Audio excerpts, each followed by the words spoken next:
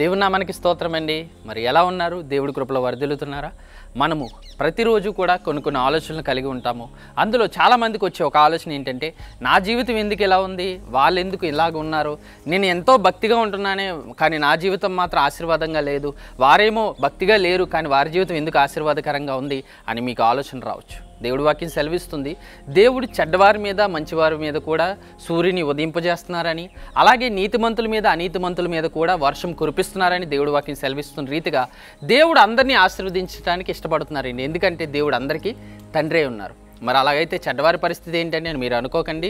ఎందుకంటే మన దేవుడు వారి విషయంలో కూడా నీతిమంతుల విషయంలో నీతి విషయంలో తీర్పు తీరుస్తారు, అనీతిమంతుల విషయంలో ఆ విషయంలో దేవుడు వారికి తీర్పు తీరుస్తారు. కాకపోతే ఆశీర్వాదం విషయానికి వచ్చేసరికి ఎవరైతే కష్టపడతారో వారి కష్టానికి తగిన ఫలము దేవుడు అందరికీ ఇస్తాడు. కనుక వాళ్ళేదో బాగుపడిపోతున్నారని మనం బాధపడకూడదు. కానీ ఇంకొకటి కూడా దేవుడు మనకి ఆజ్ఞాపించి ఉన్నారు. అక్కడ ఏంటంటే, మనమైతే ఏం చేస్తామండి, మనకి ఇష్టమైన వారిని ప్రేమిస్తాం.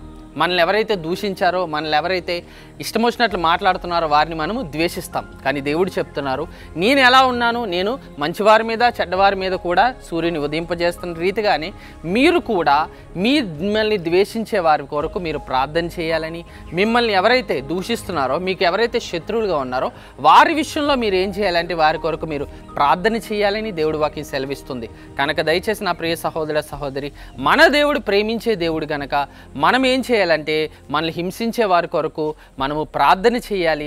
మన శత్రువులు నాశనం అయిపోవాలని మనం కోరుకోకూడదు, కానీ మన శత్రువులు బాగుపడాలి, వారు మారు మనసు పొందాలని వారి కొరకు మనం ప్రార్థన చేద్దాం. కనుక దేవుడు ఎలాగైతే అందరినీ ప్రేమిస్తున్నాడో, మనము దేవుని పిల్లలం కనుక మనం కూడా అందరినీ ప్రేమించాలి. యేసు ప్రభు హృదయం కలిగి మనము జీవిద్దాము.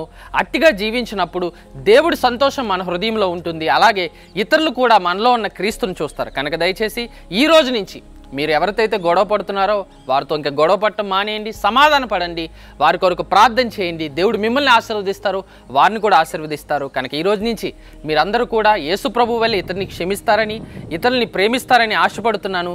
దేవుడి కొద్ది మాటలు మీ హృదయంలో ఫలింపచేయునుగాక. దేవుడు మిమ్మల్ని బహుగా ఆశీర్వదించునుగాక. ఆమేన్.